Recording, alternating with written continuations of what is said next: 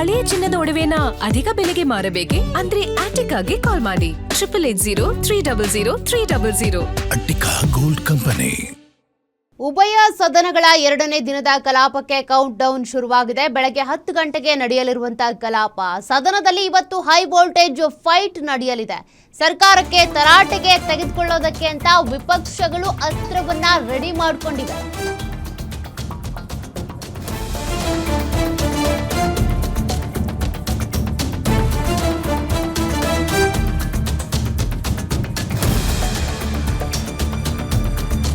ಸರ್ಕಾರಕ್ಕೆ ತರಾಟೆಗೆ ತೆಗೆದುಕೊಳ್ಬೇಕು ಅಂತ ವಿಪಕ್ಷಗಳು ಪ್ಲಾನ್ ಮಾಡಿಕೊಂಡಿವೆ. ಸಂಪುಟಕ್ಕೆ ನಾಗೇಂದ್ರ ಮರು ಸೇರ್ಪಡೆಯ ಅಸ್ತ್ರ ಹಿಡಿದು ತರಾಟೆಗೆ ತೆಗೆದುಕೊಳ್ಳಲಿದ್ದಾರೆ. ಸಚಿವ ಸಂಪುಟಕ್ಕೆ ನಾಗೇಂದ್ರನನ್ನ ಸೇರಿಸಿದ್ದಕ್ಕೆ ಆಕ್ರೋಶ ವ್ಯಕ್ತವಾಗುವ ಸಾಧ್ಯತೆ ಇದೆ.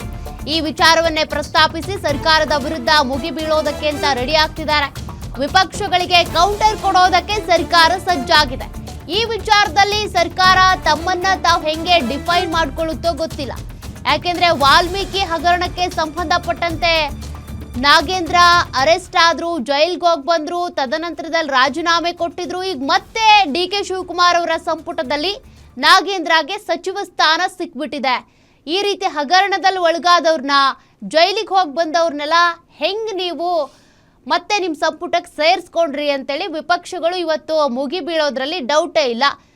ಅದಕ್ಕೆ ಸಂಬಂಧಪಟ್ಟಂತೆ ಸಚಿವರು ಯಾವ ರೀತಿಯಾಗಿ ಡಿಫೈನ್ ಮಾಡ್ಕೊಳ್ತಾರೆ ಅದನ್ನ ನಾವು ನೋಡಬೇಕಿದೆ. ಹೀಗಾಗಿ ಈ ವಿಚಾರವನ್ನ, ಈ ಅಸ್ತ್ರವನ್ನ ವಿಪಕ್ಷ ಬಳಸೋದ್ರಿಂದ ಇವತ್ತು ಉಭಯ ಸದನಗಳಲ್ಲೂ ಕೂಡ ಈ ಒಂದು ಫೈಟ್ ತಾರಕಕ್ಕೆ ಇರುವಂತಹ ಸಾಧ್ಯತೆ ಇದೆ.